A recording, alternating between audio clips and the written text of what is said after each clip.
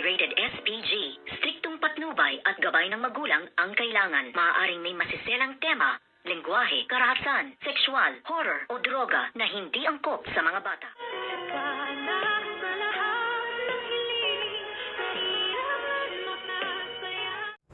Good morning and welcome sa aking munting channel. At dito nga ay nagtapat na ng tuluyan ng kanyang pagmamahal nga itong si Michael. At dito nga ay tinanggap ni Dr. Denise ang kanyang proposal na sila nga ay mag-isang dibdib at magpakasal. At dito kung saan nga naka-lockdown ng isang hospital ay dito nga sila kinasal. At masayang masaya ang lahat ng saksi sa pag-iisang dibdib nito ngang si Michael at si Dr. Denise. Ngunit dito nga ay talagang humantong sa hindi maganda dahil nga nawalan na ng buhay itong si Michael, kung kaya't ngayon ay nataranta ang lahat sa nangyari dito nga kaya Michael. At dito ay iyak ng iyak nga ang kanyang anak-anakan na si Dr.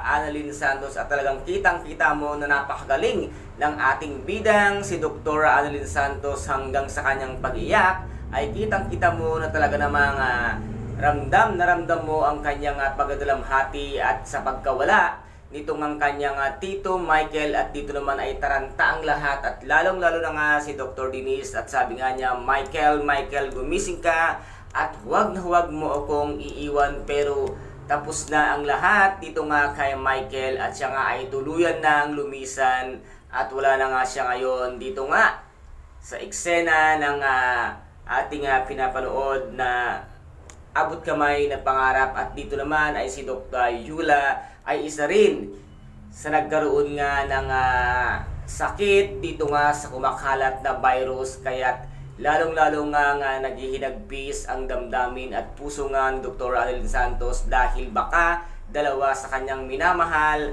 ang siya nga mawawala. At dito nga ay mahahawa pa itong si Dr. Annalyn Santos. Ano kaya ang mangyayari sa ating bidang-bida na si Dr. Annalyn Santos ngayong mahahawa siya sa isang virus na kumakalat nga ngayon na napakarami na nga ang taong kinitil ng buhay ng virus na ito. Ito po ang ating pakaabangan guys kung ano ang kahihinatnan at ano nga ang mangyayari dito nga sa ating bida na si Dr. Annalyn Santos dito sa Abot Kamay na Pangarap. And guys, kung nagustuhan po ninyo ang aking videos for today, paki-subscribe na lamang po ng aking channel, paki-like and share para maging update kayo sa lahat ng gagawin kong videos. Maraming salamat po. Ingat, God bless and bye-bye!